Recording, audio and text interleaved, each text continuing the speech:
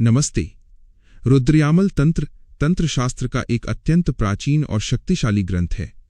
यह भगवान शिव और माता शक्ति के बीच का संवाद है। इसमें मंत्रों, चक्रों और कुंडलिनी जागरण के गहरे रहस्य छिपे हैं।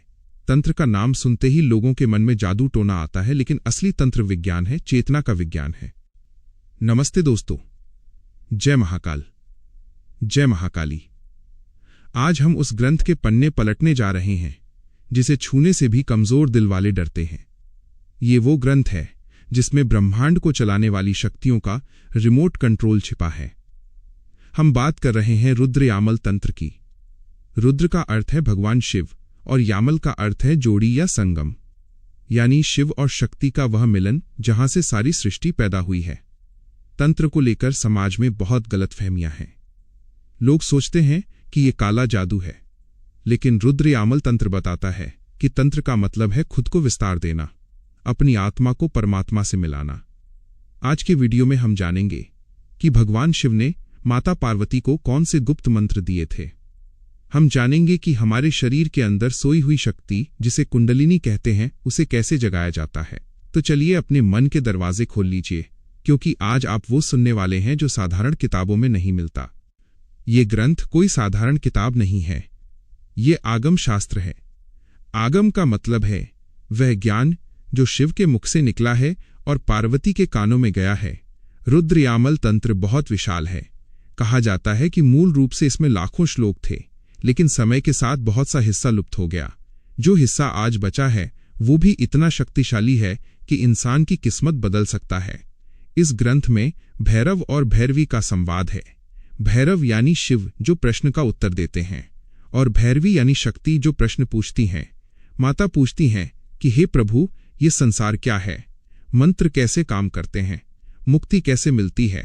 तब भगवान शिव एक एक करके सारे राज खोलते हैं।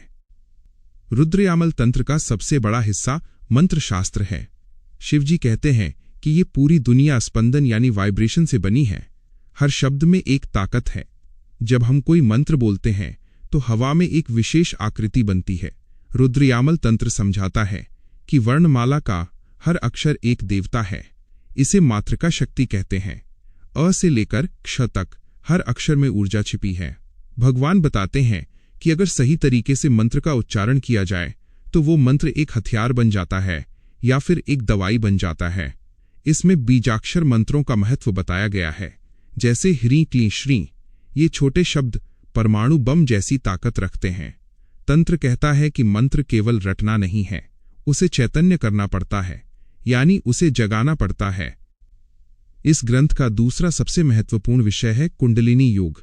भगवान शिव बताते हैं कि हर इंसान की रीढ़ की हड्डी के सबसे निचले हिस्से में एक शक्ति सोई हुई है। वो एक सांप की तरह 3.5 फेरे लगाकर बैठी है। इसे कुंडलिनी कहते हैं।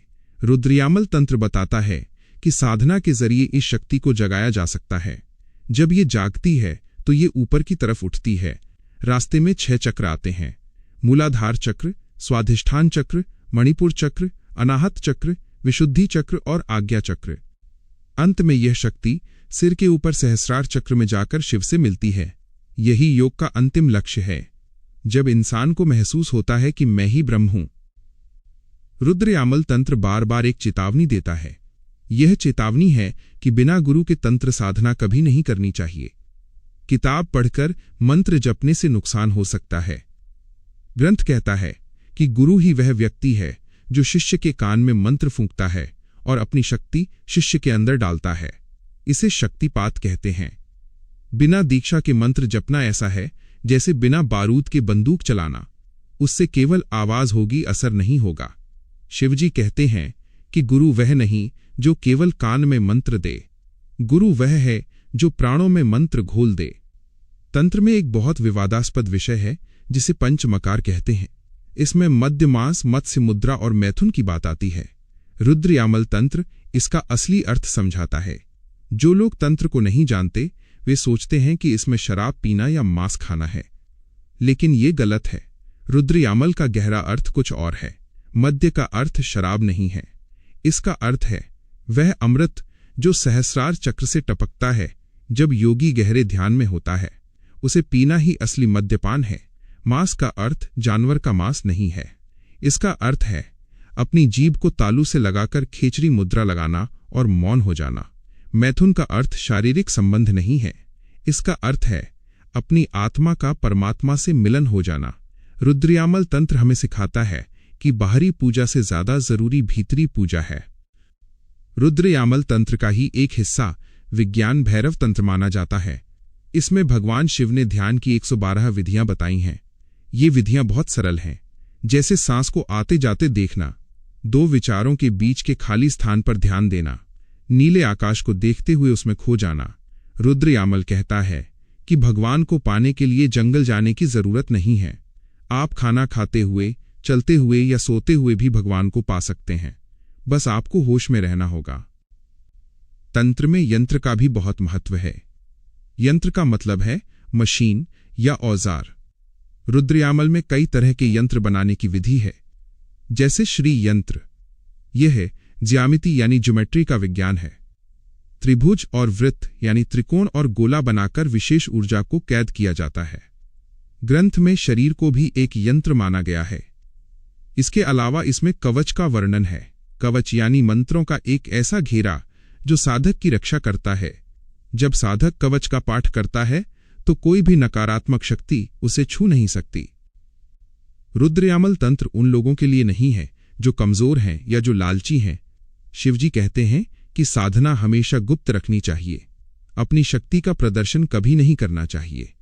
साधक को निडर होना चाहिए। श्मशान साधना या रात की साधना का जिक्र भी इसमें आता है। इसका मतलब है कि साधक को मौत के डर से ऊपर उठना होगा। जो व्यक्ति अपने इंद्रियों पर काबू नहीं रख सकता, उसे तंत्र में कभी सफलता नहीं मिलती। तो दोस्तों, रुद्रयामल तंत्र एक महासागर है। यह हमें सिखाता है कि हम केवल शरीर नहीं हैं, हम शक्ति का पुंज हैं।